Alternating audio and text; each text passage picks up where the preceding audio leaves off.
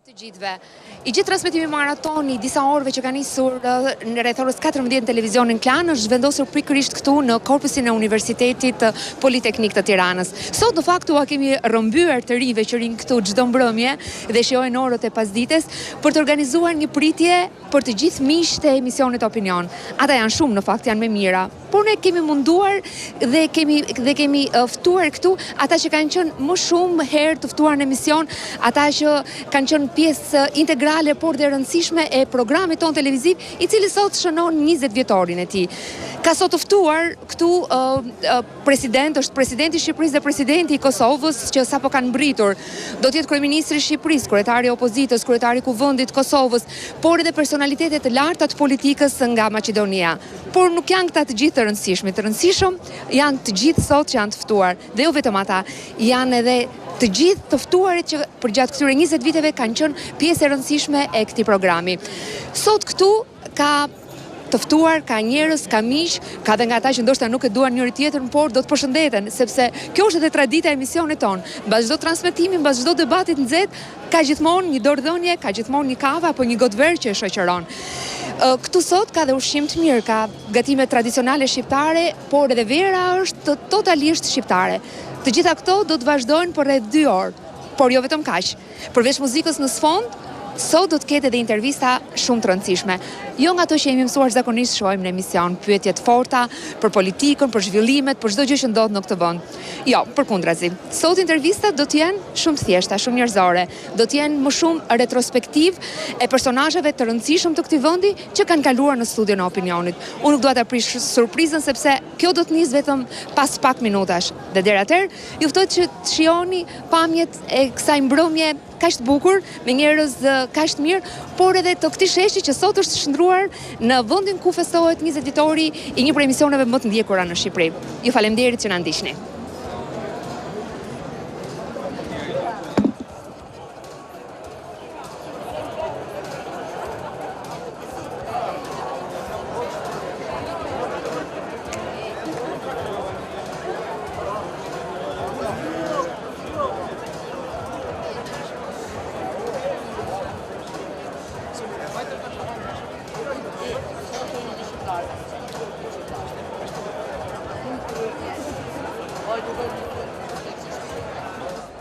Përshëndetje Blendi, përshëndetje të gjithë shikuesit e TV KLAN dhe emisionit Opinioni. Paraqitem këtu nga komuna e Prishtinës, nga zyra e kryetarit të komunës së Prishtinës, pra përshëndetje nga Prishtina, urime për këtë arritje të jashtëzakonshme 20 vjet emision Opinion. Përveç arritjes Fevzo, kjo është një shaj që je plak, para menon 20 vjet emision, për sa vjet do të më pas ti që me pas 20 vjet emision. Kam qenë disa herë mysafir i ftuar në Opinion dhe ajo që na u ka dukur neve të Kosovës gjithmonë interesant kanë qenë që debatet në Shqipëni gjithmonë me zhurmë, me bërtima, edhe kur isha në njërin prej emisioneve atëherë me bile me Batonin, me Zhenjin, me disa analist, si filloi debati, ndërhyrje, nuk lojnë me përfundu fjalën, argumente në gjitha anë, por mu duk interesant që kur tha Fevzo, shkojmë në publicitet, unë e prita që vazhdon debatet, një qetësi absolute, një buzëqeshje mes panelistëve, tu bo hajgare, qysh ma bone, qysh ta bona, dhe për një herë Fevziu thot, shkojmë, 4, 3, 2, 1 dhe për një herë që gjënë një, pra bërtim, ndërhyrje, me thonë, këtë stil tashmë të debatit, si duke të kemi marrë dhe ne në Kosovë me shumë bërtima, me shumë, dhe me thonë, ndërhyrje, por me gjithat ju keni vendos një standard të cilin jenë mundu edhe shumë në Kosovë t'ju imitojnë, t'ju kopjojnë, ndoshta të vendosin një standard të ri ashtu siç keni bërë edhe ju me KLAN. Ndoshta një batut për Batonin që gjithmonë po thonë që po mundohet mu bo si Fevziu i Kosovës, por me të vërtet keni vendos një standard, unë ju uroj edhe 20 vite të tjera me këtë emision, sepse emisionet si tu janë tepër të rëndësishme për shoqërinë tonë për të vendosur një standard të ri demokratik. Urime Fevzo, urime Opinionit dhe gjitha të mirat në të ardhmen. Filloje.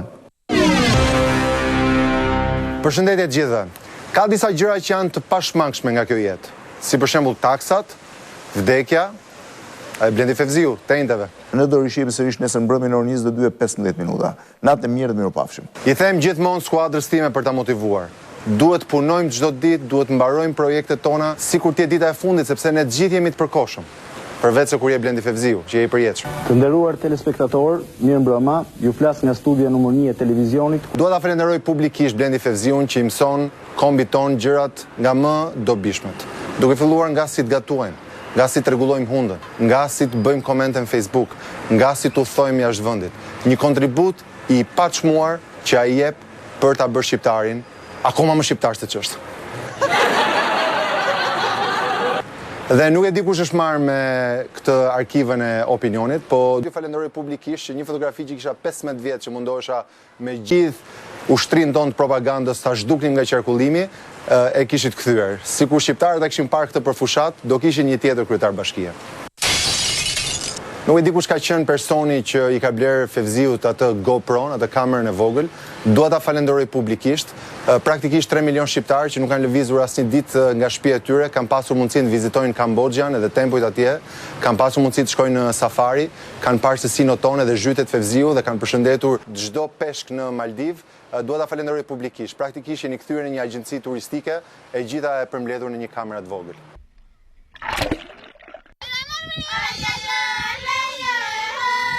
Fevziu meriton gjithashtu çmim si bleta art e punësimit të gazetarëve.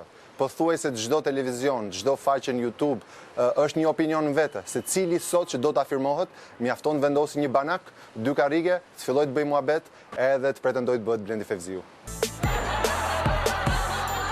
I uroj Blendi Fevziut gëzuar 20 vjetorin e opinionit, të uroj dhe 20 tjera, pse jo dhe 100, se ndoshta dhe ca nga ne tjerë duan të kenë një jetë mbas politikës, kështu që dhe 20 vjet e ke radhën ti, pastaj ne tjerët ulemi karriga jote dhe vazhdojmë avazin. Unë i falenderoj gjithsesi që ishit në studio. Nderuar teleshikues, keni ndjekur këtë intervistë me kryetarin e Bashkisë së Tiranës, zotin Rëmbeliaj.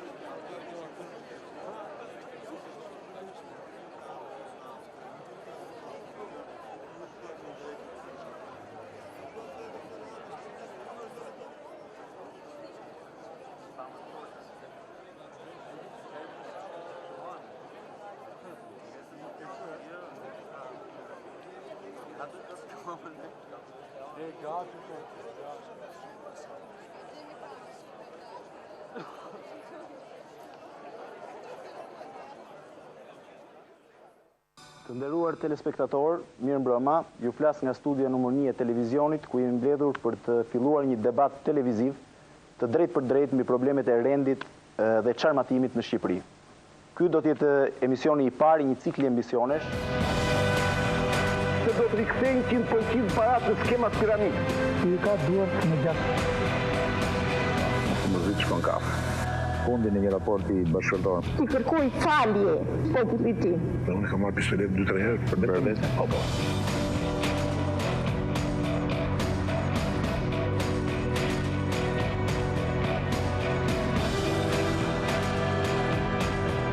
Koha më shoni më shoj. Po nuk mohojnë 19 vjet, gjithë na jetës time. A mdoni tani të jem autoritar? Ushoni. Sa të në gjallë, vetëm në ka gjurë vërtetën që ka nëllë.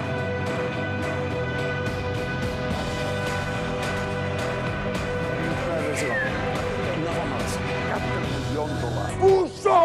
Orë zotri pushon, orë zotri pushon.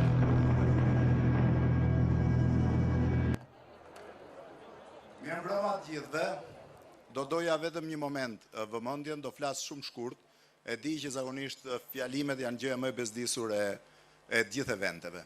Por meqense unë do jem shumë pak i pranishëm, pjesën më të madhe të kohës do jem transmetim drejt për drejt një maraton që kemi nisur sot në orën 14, do doja të thosha 2 gjëra. Dje një këngëtar i njohur shqiptar, Flori Mumajesi, më çoi një projekt këngë. Ma çoi si dhuratë për 20 vjetorin, në fakt nuk ishte bërë kur këngë, po unë do doja që regjia ta luaj pak tani. Është e shkurtër fare.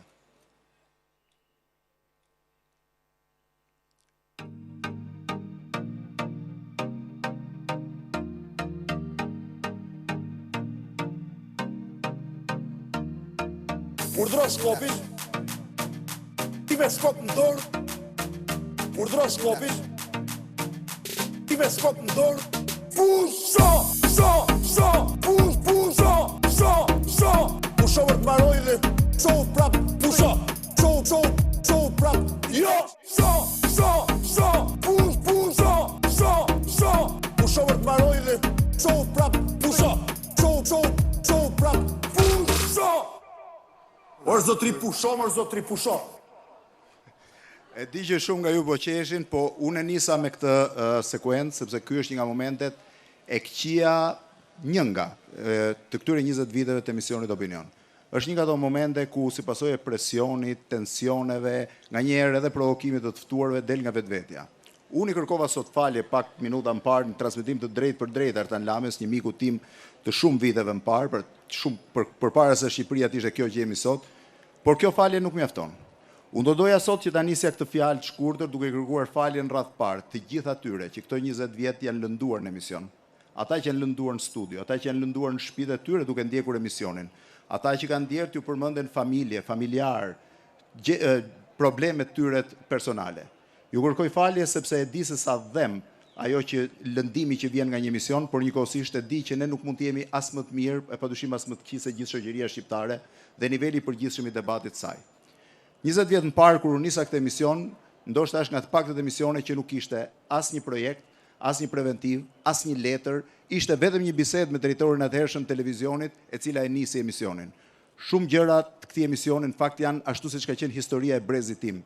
Të gjithë ata që janë mosha ime, pak a shumë, pak më të mëdhenj apo pak më të vegjël, e dinë se gjithçka ishte mbërtuar kryesisht mbi pasionin dhe mbi dëshirën për të lëvizur gjërat përpara. Sot vetëm dëshira dhe pasioni nuk mjaftojnë, duhet patjetër më tepër shkollim. Por gjithsesi pasioni ka vazhduar të mbetet një nga gjërat më të rëndësishme të vetë emisionit tonë.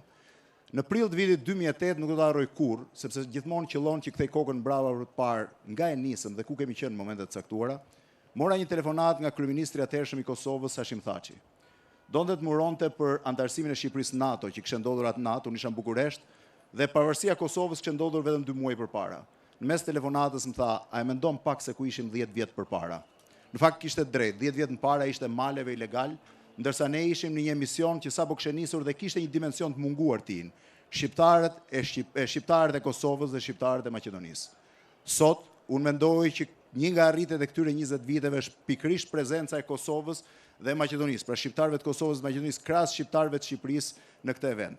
Fakti që sot presidenti i Kosovës, Hashim Thaçi, Bexhet Pacolli, Baton Haxhiu, Albin Kurti dhe shumë tjerë ndodhen përkrah kryeministrit, presidentit, kryetarit të opozitës së Shqipërisë, apo që Ali Ahmeti, Artan Grubi, apo miqtë e mi, Nazif Destani dhe Lumri Bexheti ndodhen këtu, në një farë mënyrë dëshmojnë se sa shumë kemi ecur. Kur po organizonim agendën e emisionit, kishim një problem sepse menduam a duhet bënim një pritje apo s'duhet bënim një pritje. Mendonim që të shkonim vetëm me transmetimin sepse është shumë i vështirë. Por në fund vendosëm t'ju mbledhim për një arsye të thjeshtë. Praktikisht emisioni nuk është as i imi, nuk është as i stafit tim, një staf i mrekullueshëm i cili ka arritur të organizojë një event të jashtëzakonshëm në një skuadër prej 6-7 vetash në vetëm një muaj. Emisioni është në fakt i gjithë juve që jeni këtu, që keni qenë pjesë e tij, pjesës më të madhe tuaj që kanë qenë pjesë e tij në vite. Është e atyre që ndoshta nuk janë këtu, por që kanë qenë pjesë në studio. Është dhe e atyre që nuk jetojnë më, që kanë ikur nga kjo jetë dhe që meritojnë sot mirënjohjen time të thellë dhe të pashembull. Dhe fundit, do doja të thoja që si çdo gjë tjetër në Shqipëri, emisioni ka fansët e tij, kritikët e tij, dhe ata që nuk e durojnë dot fare, madje shprehin dhe mlef ndaj tij. Natyrisht që falenderoj fansët, i kuptoj dhe i respektoj deri në fund kritikët, ndërsa për gjithë ata që mlefi nuk i lë në shumicën e rasteve, megjithëse unë jam gjithmonë shumë indiferent ndaj komenteve, do ju perifrazoj se nuk e dia do ta sjell dot tamam një thënie të një presidenti amerikan që nuk ishte ndër famshmit në Amerikë, që përfundoi karrierën e tij keq, por që në fjalimin e lumtëmirës ka thënë diçka të mrekullueshme. Ai kanë thënë, të tjerët gjithmonë mund t'ju urrejnë, ata do t'ju luftojnë, por asnjëherë nuk do të fitojnë. Vetëm nëse ju bëjnë që dhe ju t'i urrejni ata, vetëm atëherë ata do të kenë mundur. Në fakt, kjo besoj që është thënia më aktuale për këtë gjë. Ndërkohë, do doja të falenderoja të gjithë ata që na kanë ndjekur ne të gjata, shqiptarët e Shqipërisë, shqiptarët e Kosovës, shqiptarët e Maqedonisë. Ata që janë duke na ndjekur sot nga televizioni KLAN, nga KLAN Kosova në Kosovë, apo nga MTV2 i Maqedonisë, një televizion që tashmë transmeton në gjuhën shqipe 24 orë. Dhe njëkohësisht ju them që të gjithë ata janë në një farë mënyre suksesi ynë i madh. I falenderoj dhe i kërkoj të na ndjekin sërish në netët e vështira që shpesh herë tensionuara, por që pa ta nuk do kishin asnjëherë vlerë. Unë do vazhdoj, do të kërkoj falje tani në fund të kësaj fjale të shkurtër, do më duhet vazhdoj maratonën e transmetimeve live nga këtu. Ndërkohë, për të mos ta bërë një pritje fare të zakonshme, kur kam ardhur jam impresionuar, mbas shpinës tuaj dhe përballë meje, ju keni standat e shefave më të mirë që Shqipëria ka sipas meje. Keni prodhuesit më të mirë të verës shqiptare. Keni prodhuesit e ujit, kafes shqiptare. Unë do doja ti përmendja, ndoshta s'po i përmend me emra se di që pjesa më e madhe juaj i njohin me restorante, është shefi i restorant Padamit, është shefi i restorant Otiumit, është shefi i restorant Rapsodis, është shefi i restorantit Mrizi Zanave, është shefi i restorant Millenniumit, është shefi i restorant Gizit Ekskluziv, njëkohësisht është pasticceria Reka që ka qenë një nga partnerët tanë. Kemi prodhuesit e jashtëzakonshëm verës shqiptare, kantinën Arbri, kantinën Kokomani, kantinën Nurellari, kantinën Balaj dhe kantinën Bardha. Njëkohësisht ujin Spring dhe Glina dhe Ama Kafe. Jam i sigurt që duhet kaloni nga shefat sepse gjithçka që kanë prodhuar është një mrekulli. Unë ju falenderoj që jeni sot tu dhe falenderoj të gjithë ata që nuk janë, po që në farë mënyre janë duke na ndjekur dhe që do jenë pjesë e misioneve tona. Falenderit.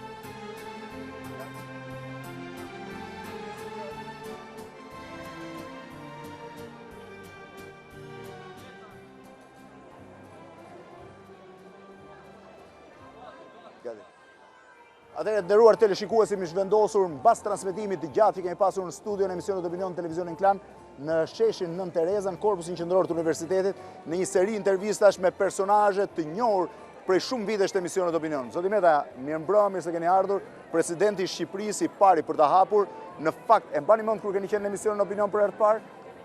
Kam qenë kaq shpesh dhe 20 vjet nuk janë shumë për të... Nuk janë pak, vetëm gjë që nuk ndryshon jeni ju. Ky është një emision i vitit, ky është një moment i hidhur në fakt i juaj. Është 29 janari i vitit 2002 kur ju jeni dorëhequr nga kryeministër. Ju vjen keq atëherë që ta dorëheqni, nuk ka ardhur keq? Jo, absolutisht. Dorëheqjet gjithmonë më kanë kalitur edhe më kanë rikthyer më të fortë. Çdo më thënë ju kanë rikthyer më të fortë. Në fakt e çuditshme shumë. Keni qenë 2 herë kryeministër, jeni president, kryetar kuvendi, ministër, zëvendës kryeministër. Duket sikur e keni pasur të gjitha postet. Çfarë mund të ketë më shumë njeriu? Asnjëherë nuk kam luftuar për postet dhe asnjëherë nuk i kam kërkuar ato me çdo kusht, aq më tepër me çdo çmim. Kanë ardhur në mënyrë të natyrshme, por edhe kam bërë lëvizjet e dura, gjithmonë në interes të perspektivës vendit. Ju jeni takoni aty Brezi, si mosha jemi një moshë, në fakt shumë prej shikuesve ndoshta se din, jemi përpara sa politika të kthehej në një lloj sportet popullore në Shqipëri, atëherë kur nuk flitej për politikë. Jemi 69-sha. Jemi datëlinja 1969 të dy. Ju kanë ndihmuar këto ndryshimet që ta bëni karrierën më të thjeshtë se sa e kanë të rinjt sot? Më kujtohet libri që bët ju atëherë me blushin Brezi 22. Brezi 22.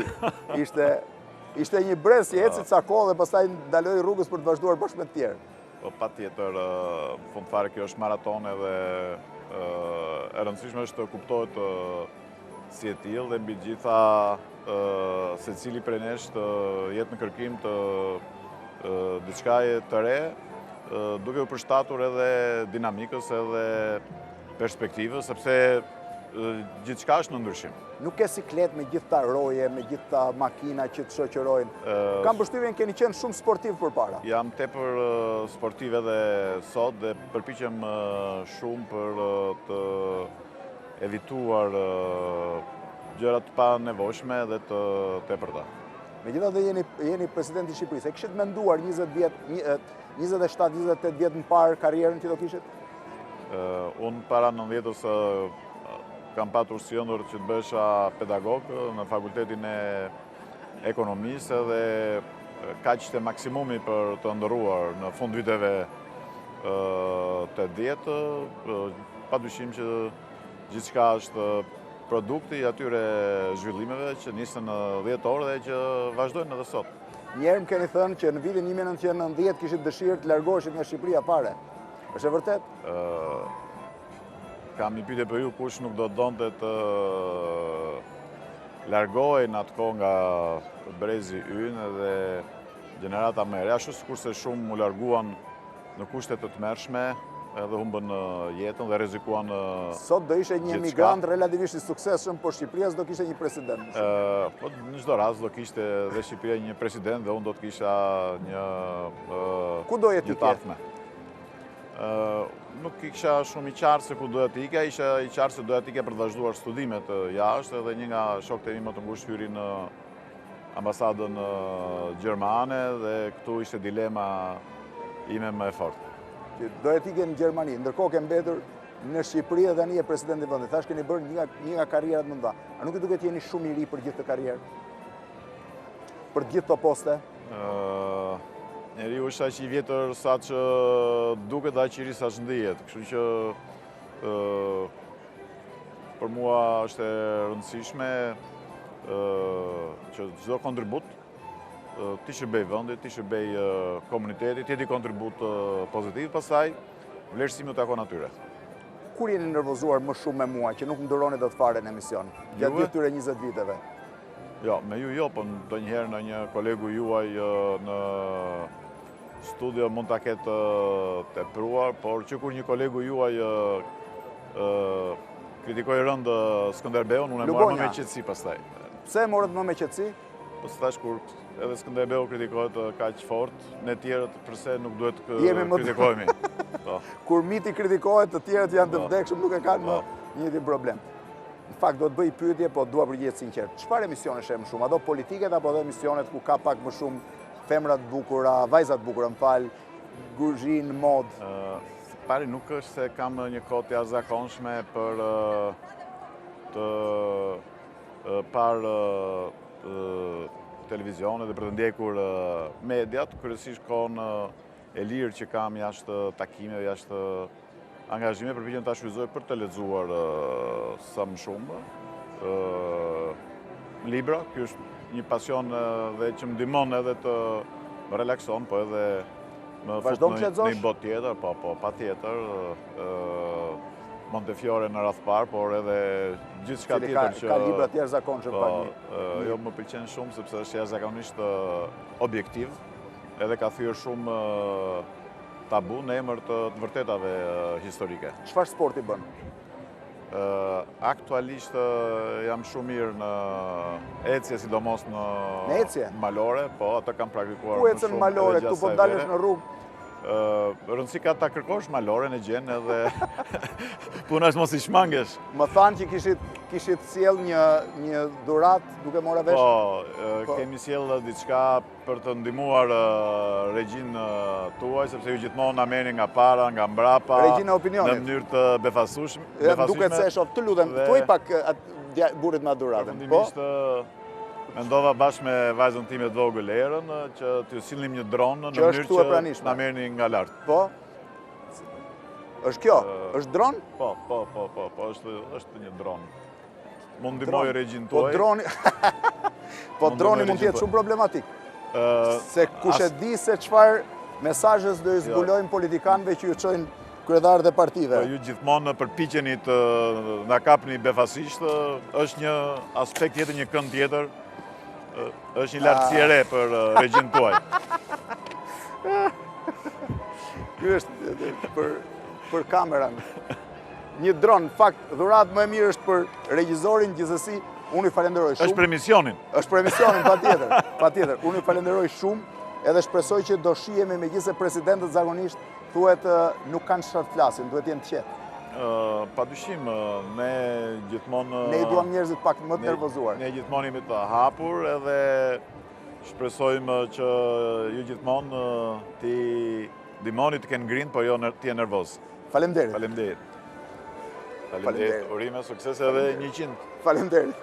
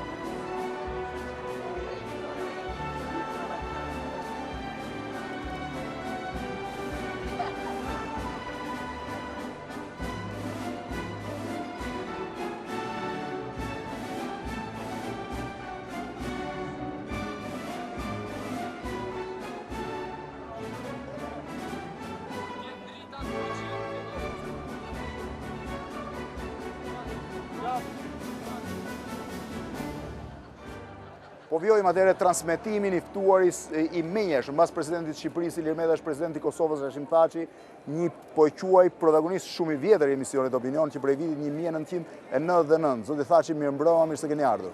Mirëmbrëma dhe mirë se vjen, urimet më të mira për emisionin Opinion. Shumë faleminderit, ju uroj që jeni sot. Megjithëse përtejt qenit presidenti i Republikës Kosovës, ju jeni një person që keni qenë shpeshherë i ftuar në emisionin Opinion.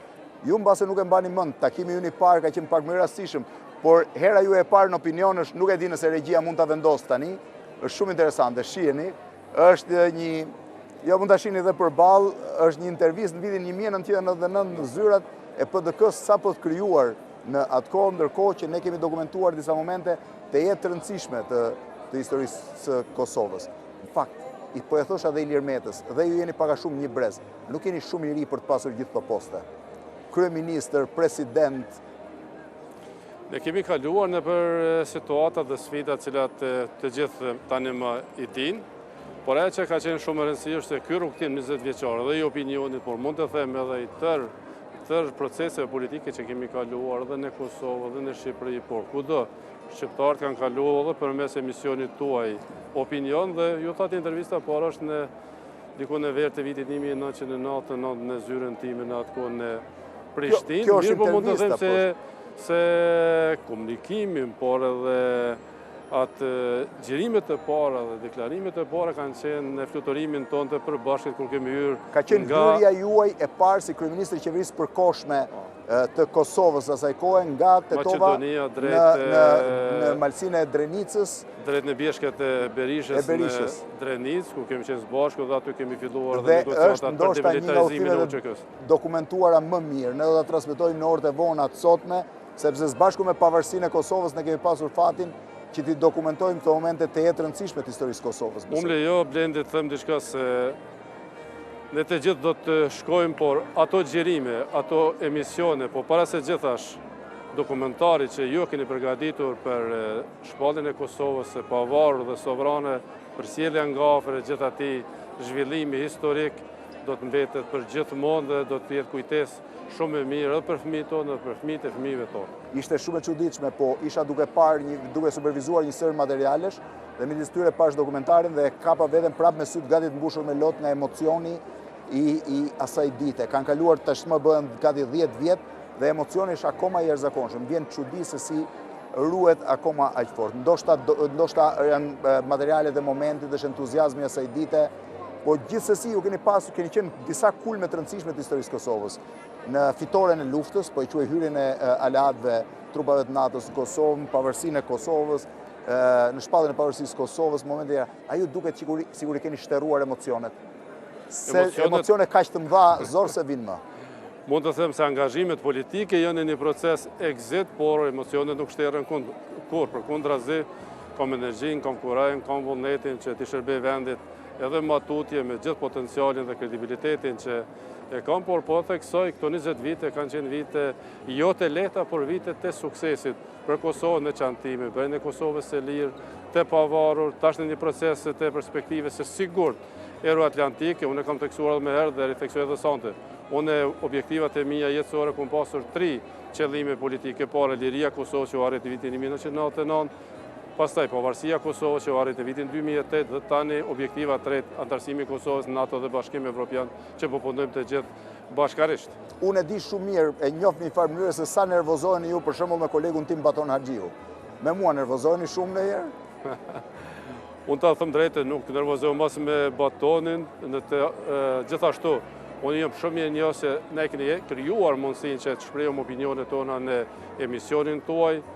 Gjithashtu nuk ka qenë lehtë edhe me ju shpesh herë kur keni qenë shumë të drejtë për drejtë, edhe të zëshëm, keni kërkuar të nxjerrë një atë që me të vërtetë ndoshta ka qenë vështirë për të nxjerrur, por ju e keni arritur objektiven tuaj, qëllimin tuaj dhe keni nxjerrë atë që duhet ta di opinioni, kështu që ky emision, e them shumë hapur, ka qenë një dritare për të vërtetën në opinionin edhe kosovar, edhe shqiptar, kështu që ju uroj për kësaj ju dhe KLAN-in edhe.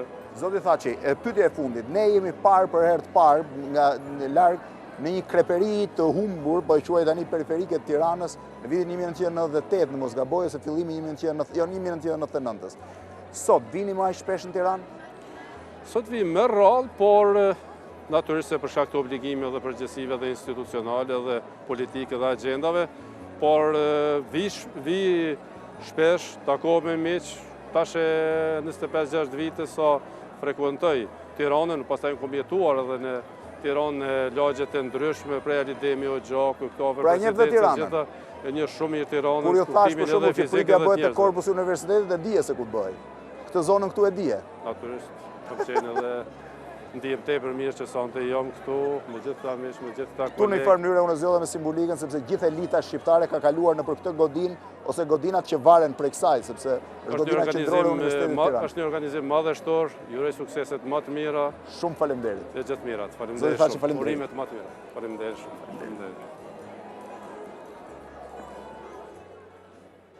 Kujdes shumë.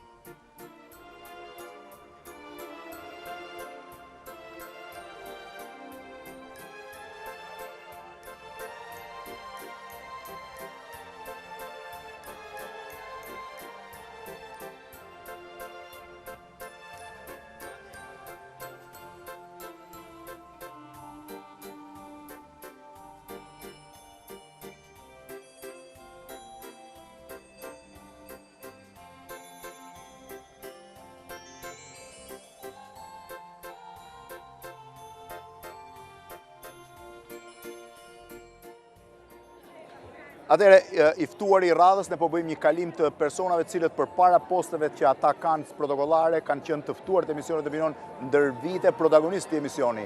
Lulzim Basha, kryetari i Partisë Demokratike, është i ftuar i radhës. Zoti Basha, mirëmbrëma, mirë se keni ardhur. Mirëmbrëma, mirë se u gjej. Mirë se gjej, urime për 20 vjetorin, dhe të uroj edhe shumë vite të tjera. Faleminderit. Shiheni pak, mund të shihni përballë, kjo është dalja juaj e parë në emisionin Opinion në prill të vitit 2005, kur ishit pjesë e kopit sapo kishit ardhur dhe befas bët një goditje të fuqishme, njerëzit thoshin kush është ky djali i ri që është kaq aktiv. Ilir Meta thoshte atëherë dua të kem një si Lulzim Basha, se kishte sapo kishte krijuar LSI-n. Në fakt, si duke një njerëz që kishte jetuar gati 20 vjet, 15 vjet në Holland, ardhja në një studio televizive shqiptare. Opinionin e kam ndjekur edhe kur nuk kam qenë në Shqipëri. Edhe gjatë kohës, natyrisht më shpesh gjatë kohës që punoja në Kosovë, për 5 vitet që punoja në Kosovë. Dhe sot është dita kur çdo kush të uron për emisionin, ty që je krijuesi i opinionit dhe kur themi opinion kemi parasysh Blendi Fevziun. Dhe për fat keq Dana Sjelltas, kur themi Blendi Fevziu, gjëja e parë që u shkon ndërmend njerëzve është opinioni. Natyrisht je shumë më shumë se kaq, je gazetar, je shkrimtar, por opinioni ka qenë dhe mbetet në shumicën dërmuese të rasteve, pasqyra e shoqërisë, pasqyra e shpirtit shqiptarëve. Ngjarjet më dramatike politike i kanë përcjell përmes opinionit. Debatin e famshëm Berisha Nano në Prishtinë kemi qenë, e kemi përcjell përmes opinionit. Dhe ishte e pamundur të ikje filtrit opinionit për të përcjell ndryshimet,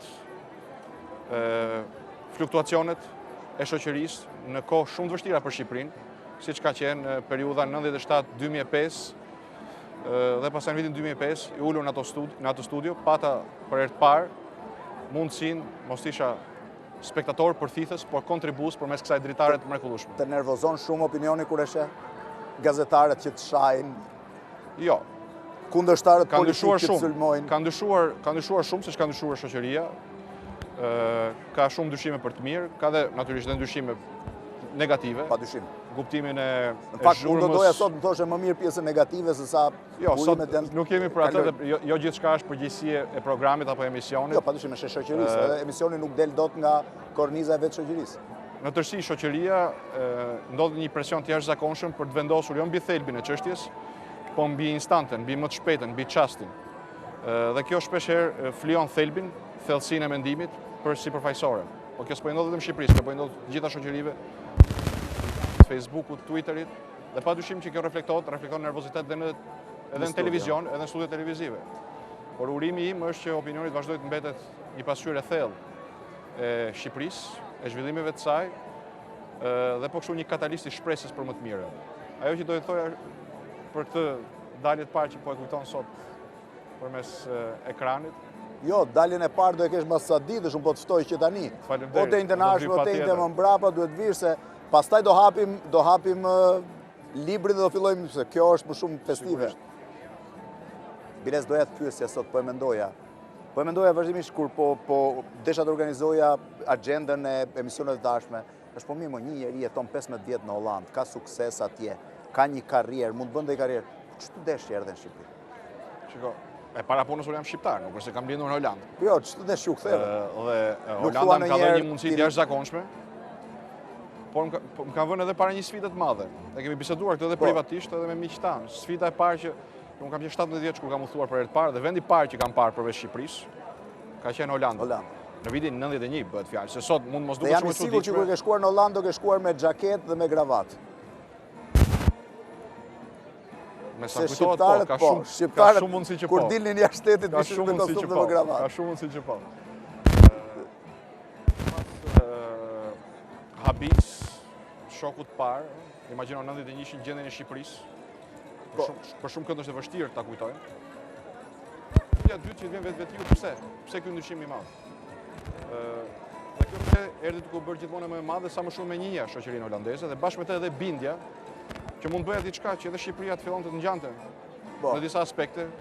Oreksi vjen duke ngërë, pse jo në më shumë aspekte në Europë. Por natyrisht Holanda është një nga shoqëritë më të zhvilluara. Duhet mendoj që më shumë se pse erdha, dhe ky është motivi. Pse erdha në vendin tim. Je penduar ndonjëherë që u ktheve? Asnjëherë. Je sigurt? Absolutisht. Nuk e thua ndonjëherë gruas në një moment nervozizmi që na u desh që u kthyem këtu? Momente nervozizmi kam plot, por në shpirt asnjëherë. Asnjëherë penduar. Për një arsye thjesht, mendoj se kemi bërë një gjenerata jonë që hyrin politik 2005-ën, ja ka dalë bëj një ndryshim. Blendi, domethënë, jo vetëm emisioni ka qenë ndryshe, Shqipëria ka qenë ndryshe para 12 vjetësh. Ne, unë e thash, brezi ynë ka pasur ca avantazhe që brezët e sotëm ndoshta nuk i kanë, një fush më të hapur, më të lirë, mundësi më të mëdha. Por nuk është koha për të bërë politikë, sot është koha për të festuar dhe për të uruar dhe për të shpresuar për një nesër më të mirë. Po prapse vetëm do të pa thënë që me këto 12 vjet kemi arritur gjëra të mëdha. Shikuesit nuk e dinë që kur unë kam qenë në vitin e fundit studime, ndërkohë që jepja praktikën në gjimnazin Samir Frashi, kam dashur t'ju nxjerr nga mësimi. Ju e mbani mend besoj. 9 apo 90 ka qenë. Ka qenë 91-shi, shkurti 91-shit. Kanë qenë ditët e lëvizjes studentore, unë vija pak orë dhe kthehesha sepse u zum në një debat për çështjen e paikonicës, mos gaboj. E mbani mend. E di që u zum, e di që më kërkove dal nga klasa dhe unë refuzova, po ishte koha rebelizmi. Ishte koha rebelizmi, nuk të nxirrte dot mësuesi nga klasa. S'kishe në një shans. Megjithatë, fakti që kam nisur me të nxjerr nga mësimi nuk do thotë që mund mos nxjerr në ditët e ardhshme nga studioja. Shpresoj që jo. Flas figurative sa asnjëherë. Sigurisht jo. Atëre të falenderoj. Si ndihesh sot? Po, si ndihem. Kjo pyetja si ndihem duket sikur nuk është ndonjë gjë shumë e veçantë, sepse ti me përgatit emisionin e radhës, do mbaroj kjo këtu, do fillosh të mendosh do bësh të hënën, të martën, mërkurën, të denjtën, Kjo është një punë e përditshme. Megjithatë, e thash dhe parë, nganjëherë kthej kokën mbrapa dhe them ku kemi qenë. Dhe kur mendoj ku kemi qenë, sa herë ka momente kriza që gjithë secili nga ne ka, mundohem të kaloj me makinë në shtëpitë e shokëve të vjetër të gjimnazit dhe fakultetit. Aty ku shkonim në këmbë, në një shëtisnim, edhe është një moment them, çfarë flisja me ata atëherë? Maksimumit ngelesha mësues në një zonë rrotull Tiranës. Kështu që kur jeta ka ndryshuar kaq shumë, duhet të jem mirënjohës për gjithçka. Absolutisht. Po dhe ne jemi mirënjohës, unë jam mirënjohës si qytetar rreth parë dhe sekretari i Partisë Demokratike për këtë dritare kaq dëshiruar të ndërruar për shqiptarët deri në ardhin e ndryshimeve demokratike dhe përmbysjes diktaturës. Dhe uroj që opinionit mbetet një dritare e hapur në një kohë të vështirë, sfidash edhe strukturore për median, edhe politike. Edhe po të bëhet me Chelsea, të garantoj që Chelsea-n e dritares ti do e kesh. Të paktën 2 gramat e para e kemi të njësoj, opozitë dhe opinion. Faleminderit. Faleminderit ty. Suksese. Kthej Lori sot.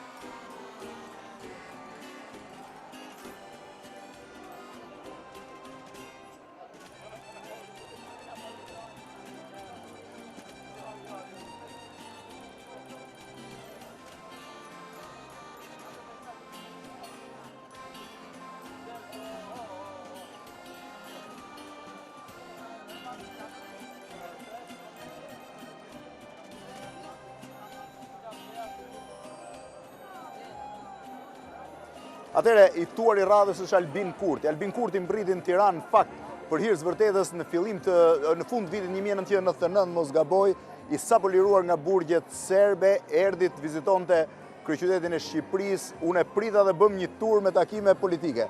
Mu duke atëherë shumë i mërzitur nga takimet politike, zoti Kurti. Kishe një lloj besdie nga zyrat, nuk e mendoja kurrë që do bëhesh aty një njeri zyre. Po, por sa dola nga burgu kisha dëshirë të rria në natyrë, jo në për hapësirat të mbyllura. Kur erdhe ti, ne natyrën e kishim bërë nase, i kishim prerë pyet, kishim bërë pallatet larta. Po tamam, edhe ikëm të zyrat aty ku janë dhënë urdhrat për t'i prerë pyet.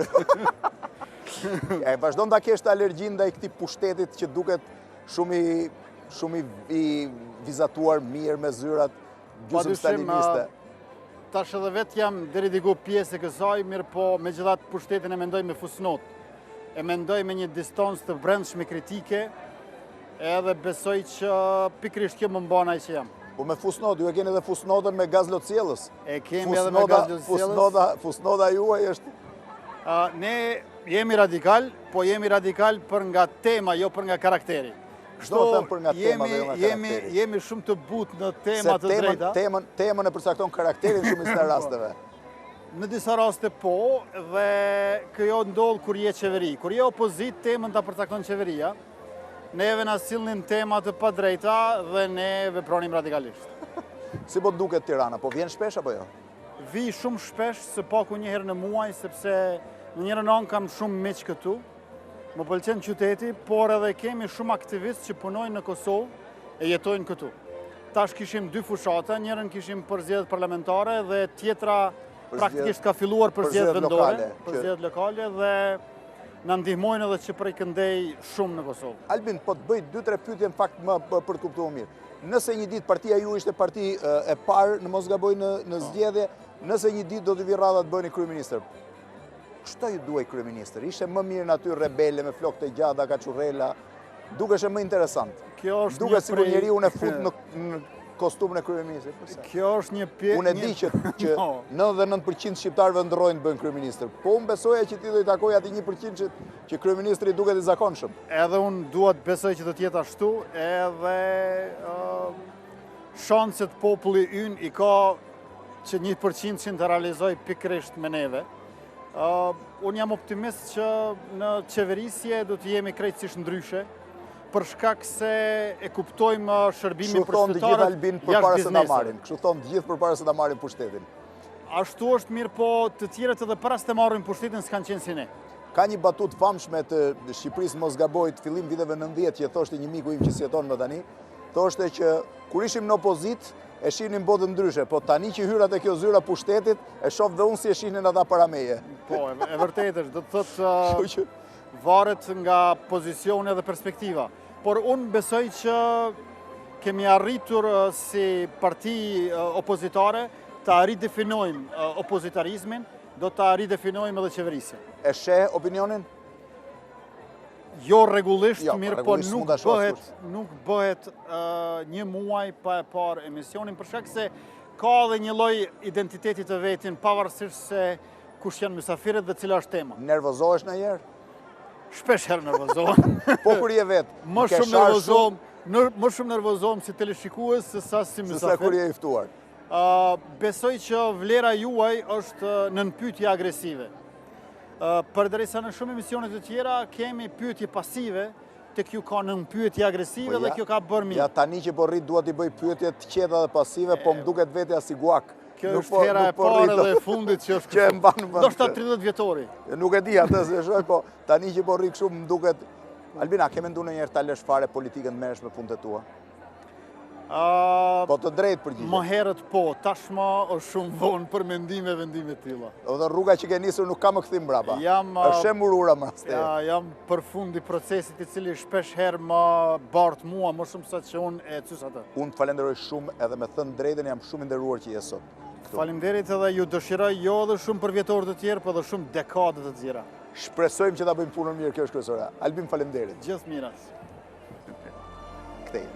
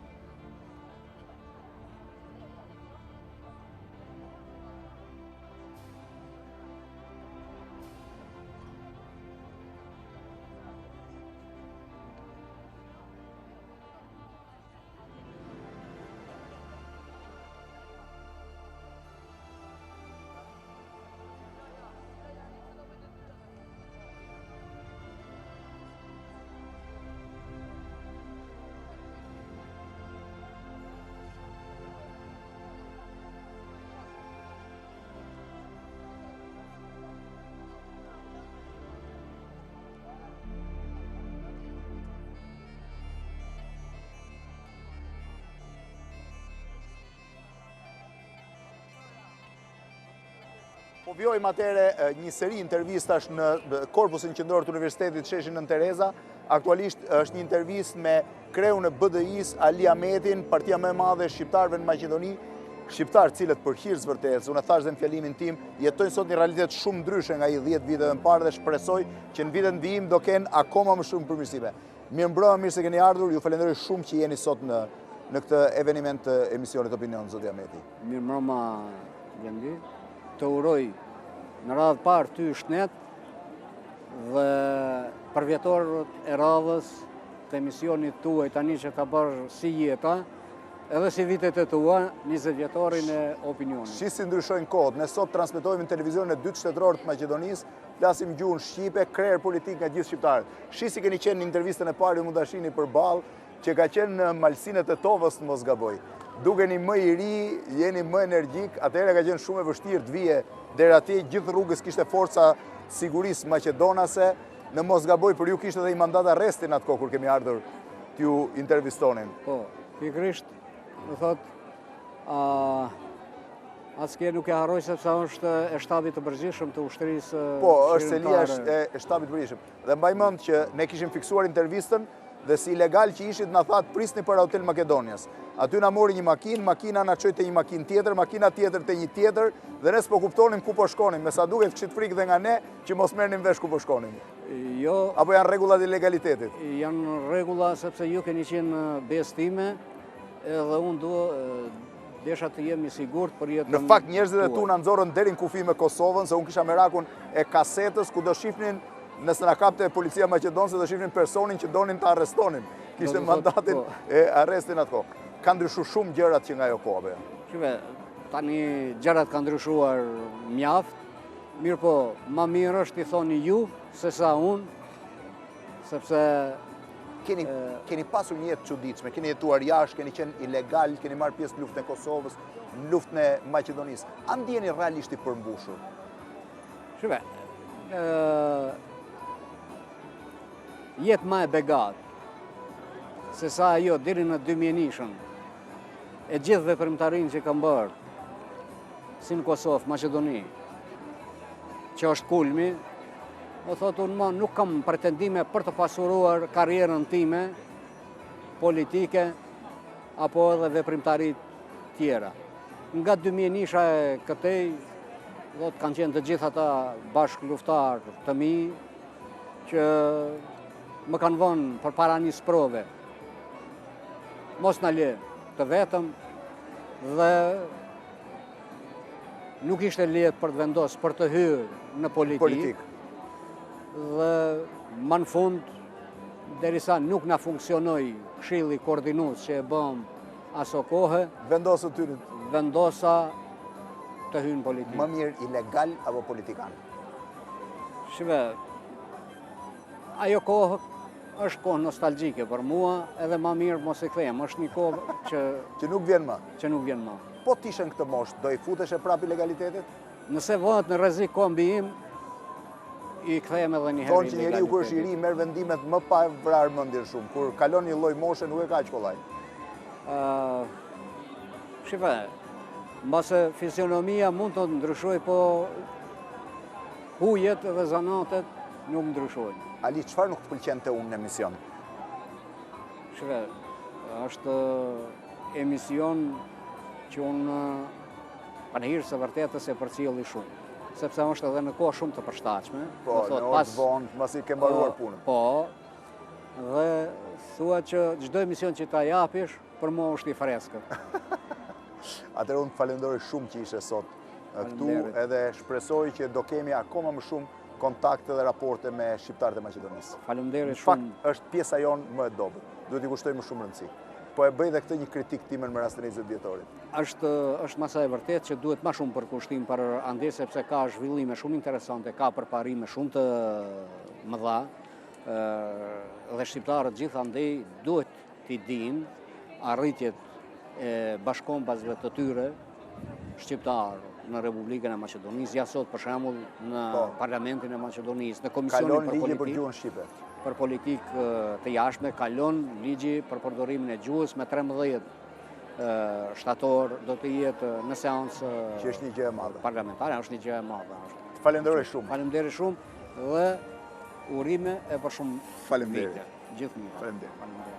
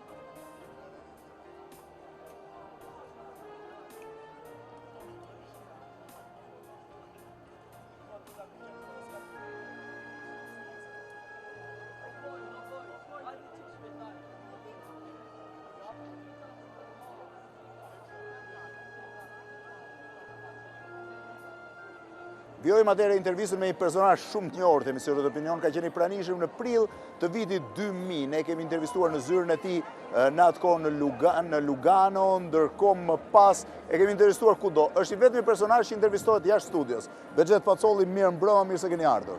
Mirë se ju gjeta, Blendi, dhe është privilegj për mua që të jam këtu. Privilegji është i imi që ju keni ardhur të gjithu dhe ndihem shumë i privilegjuar.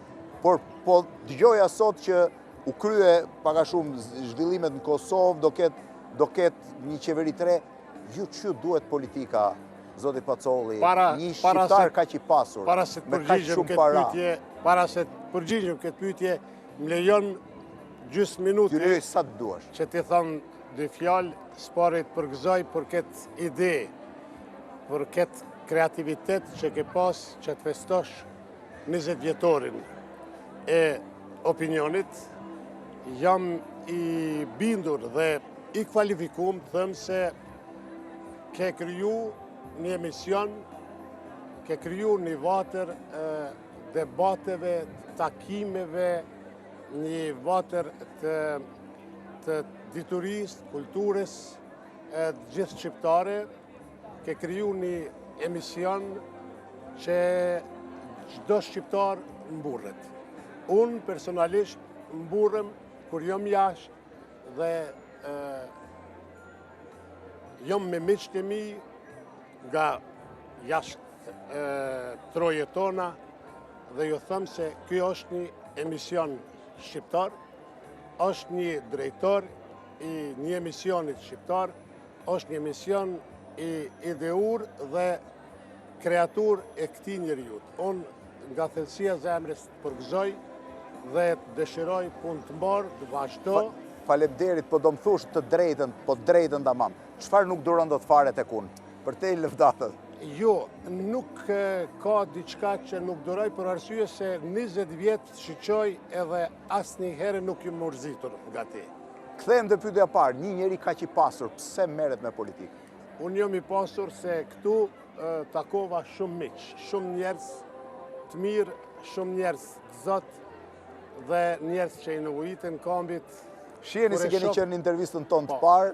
Kur e shoh këtë kreatur që kombi jonë paraqet, pas miq nga Maqedonia, Malizi, nga trojet shqiptare jashtë Kosovës, nga Kosova, dhe secili me dashamirësi erdhi u përshëndet me mua, shtrëngoi dorën, e ajo është pasuria ime. Sigurisht them se arsyeja pse në politikë dhe arsyeja pse unë pata një javë shumë të mundimshme ishte vetëm... Javën e kaluar ju takova në Prishtinë, 2 javë parë, ju pa shumë të sëkëldisur.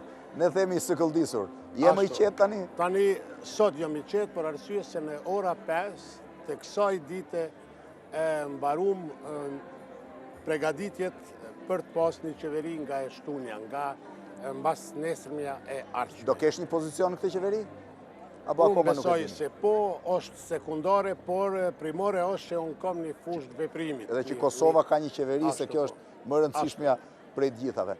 Unë ju falenderoj shumë, fakt, emisionet tona kanë qenë shumë interesante, figurojnë ndër emisionet më të shikuara në historinë e Opinionit dhe shpresoj që ne do kemi shumë raste tjera të shihemi prapë. Blendi, unë këtu po jep vetës drejt, thëmë Blendi, me plot kuptimin e fjalës dhe me një fjalë që rrjedh nga thellësia e shpirtit, po ta them se ti meriton, ti ke qenë njeriu që po e quj një njeri që një edukator shumë i rëndësishëm i mediave shqiptare, një drejtor i një emisioni shumë produktiv, shumë me intensitet, shumë të madhe, asnjëherë nuk e lën as bashkëbisedusin, as shiqusin që të mërzitet me ty.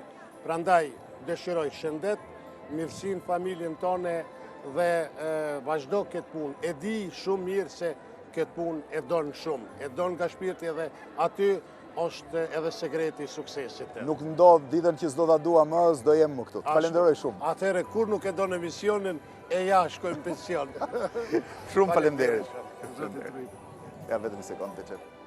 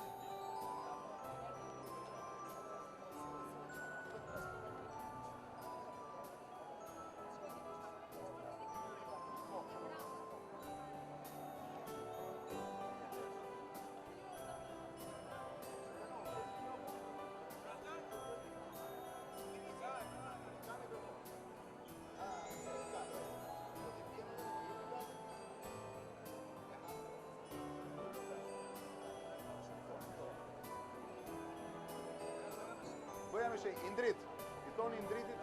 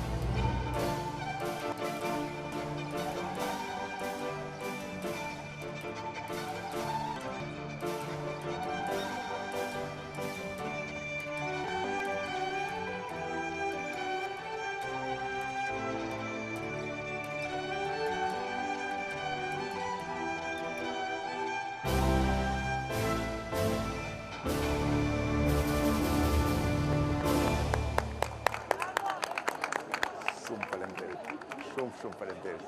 Kujdes vetëm kur zbresësh. Kujdes, shoqërohet pak.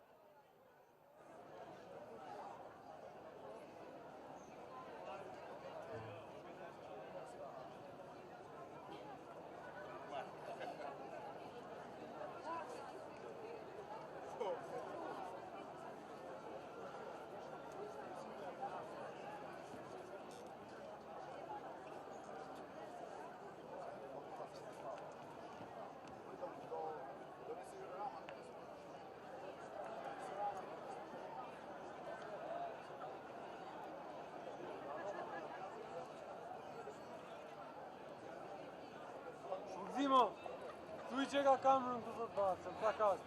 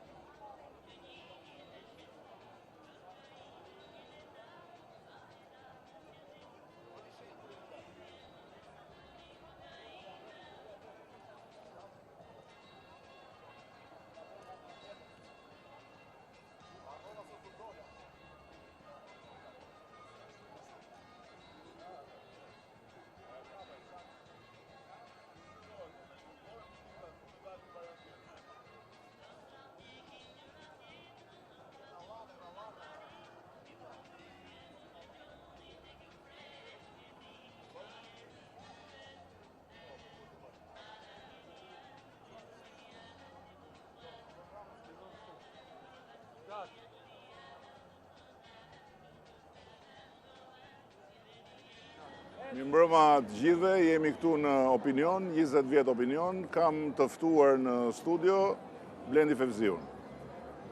Fevzi, në radhë parë urime për këtë aventurë 20 vjeçare, edhe dua të të pyes, duke u nisur nga një shprehje që ke përdorur dikur të Si aventurë nisi, se nuk është aventurë më. Mos mund të prit, lutem, se je I ftuar, nuk jam unë I ftuar sot.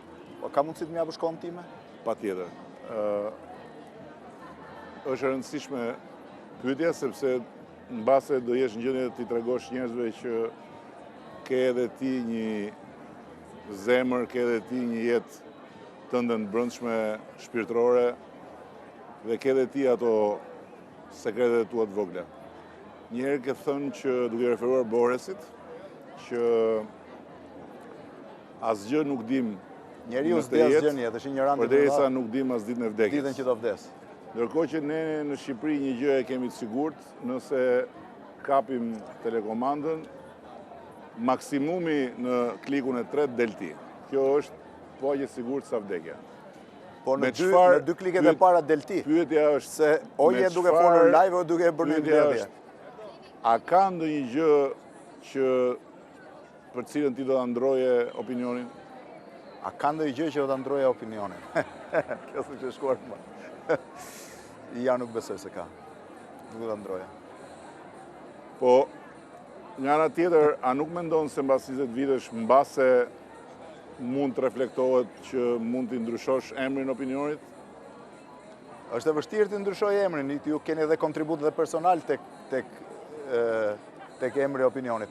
Jo, nuk e di, unë kam pas gjithmonë bindjen që as emri, as studio, as logot nuk janë për të ndruar përsa ko emisioni vazhdon të jetë ndjekur, sepse ato identifikohen, shikuesi e identifikon shpeshherë edhe kur nuk e dëgjon zërin, sheh skenografin, diku dëgjon zërin dhe nuk sheh imazhin, pra ai arrin të identifikojë. Ndryshimet e shpeshta zakonisht janë tentativa për të përmirësuar një gjë që nuk ecën mirë. Kjo është bindja ime, mund ta kem gabim, se asnjëherë nuk mund të them një vërtet fundit. Nëse do jepi një përgjigje sinqert ose më saktë, me kryeministër për shembull nuk ta ndroja kurrë opinionin.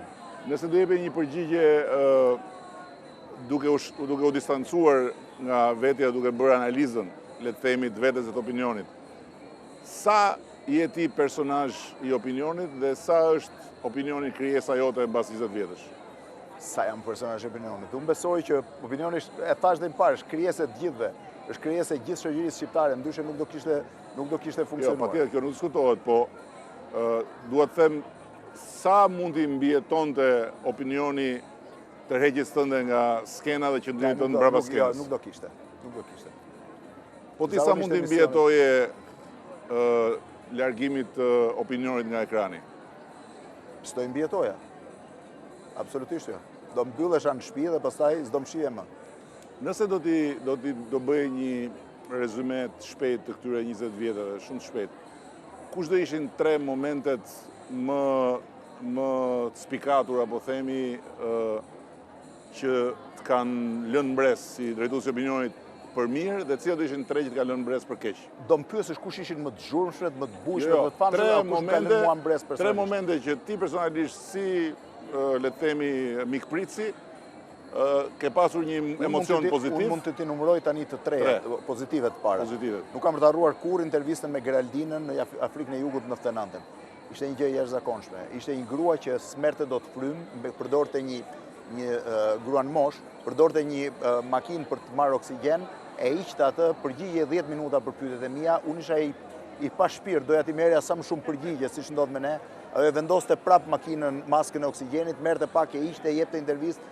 Dhe në fund fare, unë i thash, po e mbyllim, se ti nuk flet do të ajo tha, do marrë dhe njerë frymë dhe njerë oksigjen dhe të përgjigjen. E dyta është një gjë që nuk e harroj. Do me thënë, ka një shpresë që ti t'jesh njerëzor edhe me mua, po unë duhet bëhem për maskë oksigjeni.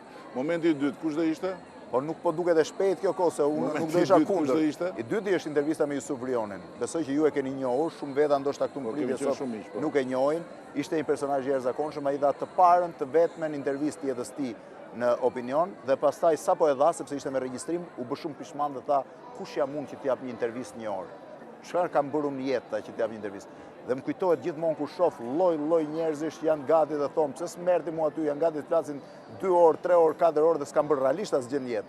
Dhe këtë thoshte Jusufi, i cili kishte një vepër konkrete dhe ishte një nga njerëzit më erudit që kam njohur në jetën time, dhe treta është një intervistë e vitit 2006, e mbaj mend shumë mirë këtë, me Ismail Kadaren në Paris në shtëpinë e tij, ishte një moment që i kishin derdhur shumë lef dhe shumë po i quaj njolla mbi të.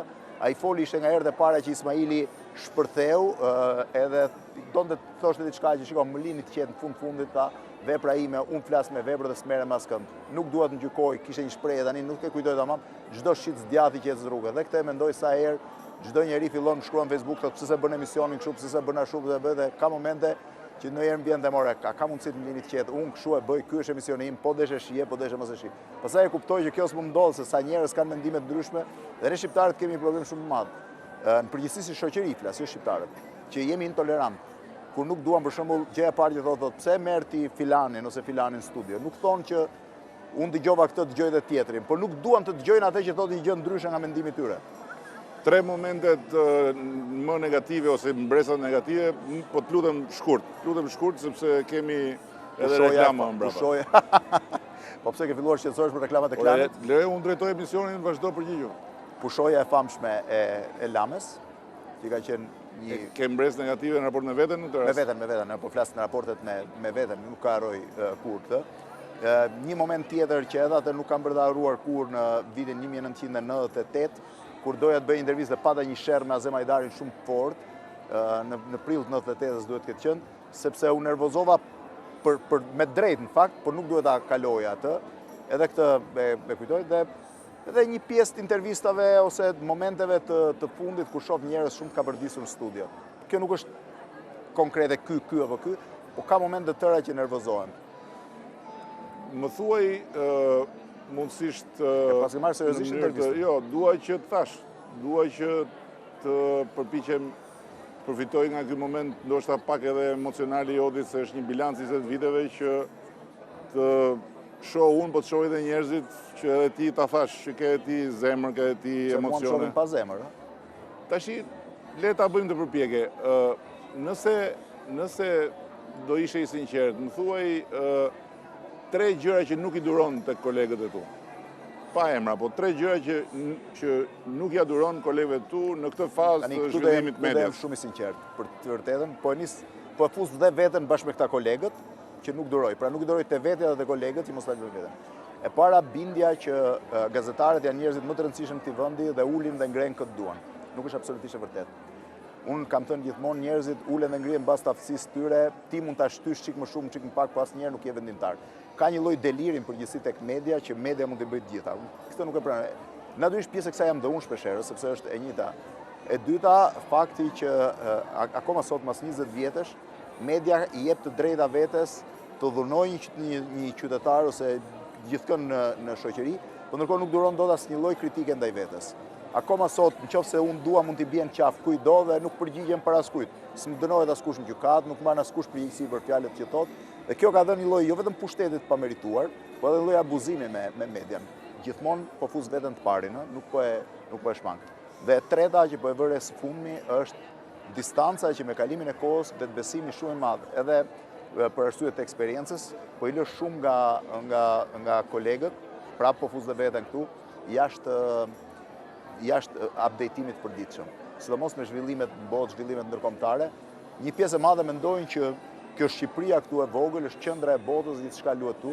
Kur del jashtë e kupton që jemi vend shumë i vogël edhe pesha reale jona është modeste. Do jetojmë në një botë globale dhe duhet me u updateu më shumë, por natyrisht të gjithë bëjmë viktime këtij presioni. Tre gjëra që duke i parë pak me distancë nga profesioni, roli dhe pozicioni natyrshëm i përditshëm që është në kundërshti, ti do vlerësoje tek protagonistët politik si kategori, po themi, edhe në këtë rast pa vënë emra, po tre gjëra që do vlerësoje te protagonistë politik të këtyre 27 viteve. E para, unë kam bindjen që nuk ka qenë politika pjesa më e keqe e Shqipërisë, mendoj që ka qenë gjithë shoqëria që ka prodhuar këtë. Nuk është politika më e keqe se biznesi, se gazetaria, se gjërat e tjera. Ajo që kam vlerësuar gjithmonë dhe në një farë mënyrë më ka lënë një lloj mbrese, është dëshira për të lëvizur gjërat. Të gjitha kanë pasur këtë dëshirë. Dikush me sipas stilit tij, dikush me probleme, dikush pozitivisht, dikush negativisht. E dyta është që për një periudhë gjatë kohë, dhe unë mendoj ende sot, protagonistët e rëndësishëm politik Shqipërisë kanë qenë njerëz kryesisht kulturuar dhe të elaboruar.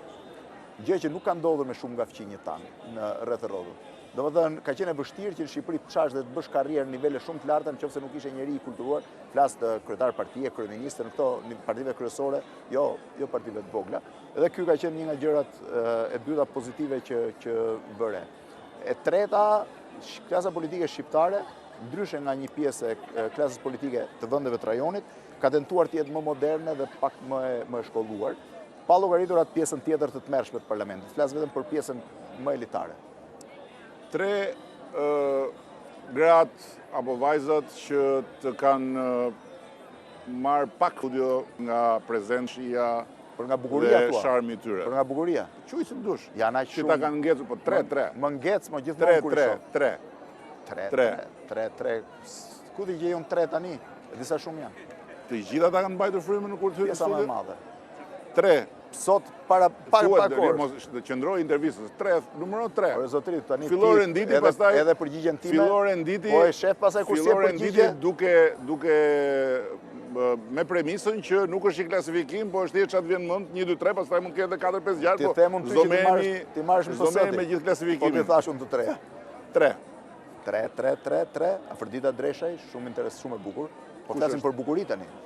Po them 3 gra apo vajza që të kanë mbajtur frymën. Tani si bukuria apo si kështu? Nuk e diun tani për sharmin, prezencën, jeshin. Po sharmin, prezencën, jeshin janë gjëra të ndryshme, po flasim për bukurinë ose për jeshin. Atëherë për femra interesante në studio, ka shumë. Elinda Bregu ka qenë shumë interesante, Grida Duma ka qenë shumë interesante. Momentet caktuar me Sila Doda shumë interesante. Por jo politikanë, po them nga të gjitha kategoritë. Gjitha kategoritë, të futa kategorinë e politikanëve që janë interesante, po të futa kategorinë e vajzave të bukura, të thasha Afërdita Dreshajn, Bleona Qerreti ka qenë po ashtu shumë e bukur, është një vajzë që duhet të jetë këtu, Jessica Berberi shumë e bukur po ashtu. Ka ndonjë personazh që ti e ke ftuar dhe pastaj ke thënë nuk e ftoj më kurrë në studio? S'ka nevojë për mendësh emra, po. Shiko, unë nuk kam thënë, kam menduar gjithmonë që njerëzit që vinë në emision, vinë funksion të emisionit, jo në funksionin tim. I dua si dua, nuk ka asnjë lloj rëndësie. Ka njerëz që nuk i duroj dot fare, por nuk i duroj realisht fare dhe i ftojnë studio rregullisht sepse janë pjesë e emisionit. Ka disa njerëz dhe kam pasur vetëm një kriter. Dhe po ta them këtë sot nuk kam thënë kurrë. Kriteri vetëm për 2-3 persona kanë qenë shpifja neveritëse që bëjnë. Dhe më thënë njerëzit që shpifin në mënyrë neveritëse. Pra krejtësisht, sepse unë e kuptoj që shpifja është një sport popullor, egzagerimi, kjo, po njerëz janë shpifës në gen, ka menduar që nuk meritojnë më t'jenë në studio. Dhe njerëz që kanë thyer kodin etik të studios. Korpusin, nëse do kishe 3 jetë përveç kësaj, cilat do ishin 3 gjërat që do zgjidhje të bëje, 3 gjërat të ndryshme?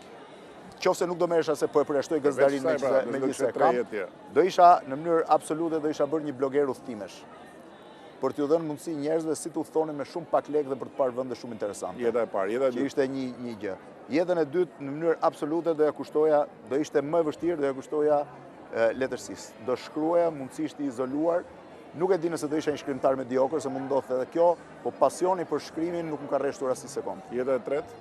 Jeta e tretë kam dashur ta provoj tisha një herë sportist. Gjithë jetën kam qenë i fundit të sport. I fundit më vinin portier në futboll, në basketbol mezi bëja një kosh, sado përpiqesha të luaja, nuk e di nëse do kisha në jetë si sportist. Nëse do ta përcaktoje ti atë që do ishte fjalia më e dëshiruar që do doje që njerëzit thoshin për ty kur të pyeteshin në fund karrierës tënde, çfarë do doje të lidhë njerëzit? Do doja të thoshin i ruajt Zoti Monte Kokës, se ky është problemi më i madh po përjetojmë në Shqipëri. Ky ishte Blendi Fevziu, pas 20 vjetësh në opinion dhe me urimin që t'ia ruaj Zoti Monte Kokës, unë ju falenderoj për vëmendjen dhe kaloj menjëherë në publicitet. Faleminderit.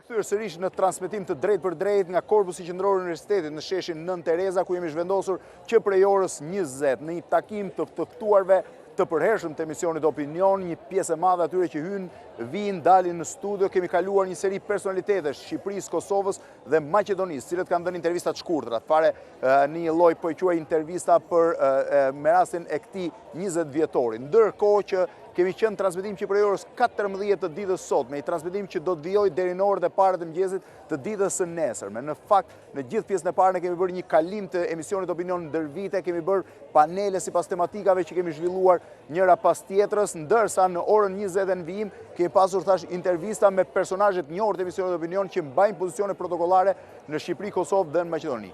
Por kemi ardhur rreth orës 10 pa 15 minuta dhe duket se është orari i përnatshëm i komentatorëve dhe analistëve. Janë pothuajse ata analistë që ishinin në mbrëmjet e emisionit Opinion në tema nga më të ndryshmet, që kësaj here kanë ardhur me një shikim ndryshe, me një shikim kritik ose me një lloj shikimi kritik për vetveten dhe për drejtuesin e emisionit Opinion për mua. Do ta nisja me një personazh i cili për 15 vite rresht ka qenë ekskluzivisht i ftuar i emisionit Opinion, por që për 18 vjet gjatë tyre 20 viteve ka qenë i ftuar në studion e emisionit Opinion. Fatos Lubonja, një prej analistëve më të njohur në vend, një prej figurave mjaft interesante të shoqërisë shqiptare, ka dhënë një intervistë në cilën ka shikimin e tij për emisionin Opinion dhe për problematikën e mediave në Shqipëri.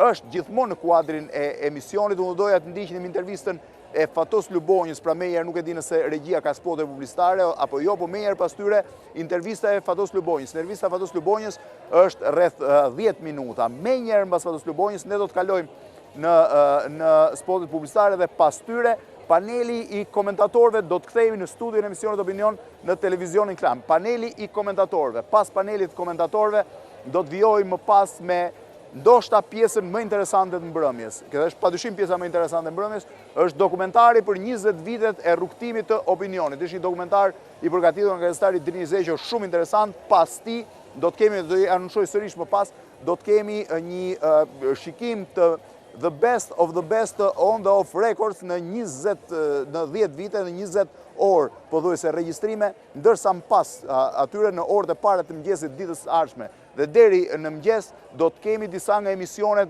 më të bukura Opinion tyre 20 vite, të cilat janë dhe emisione pa kohë, nuk kanë lidhje me aktualitetin, janë emisione që mund të jenë sot, nesër, ndoshta edhe pas 20 vitesh të tjerë. Unë po e kaloj tani regjin, po e kaloj dhe një linjën tek regjia që do të fusë intervistën e Fatos Lubonjës dhe do të rishihemi sërish në studion e emisionit Opinion, sapo të ndrohem dhe unë, me panelin e komentatorëve të përhershëm. Një panel komentatorësh që do flasin sërish në shikim kritik për veten. Me njëherë linja tek Fatos Lubonja dhe më pas kthehemi në studio.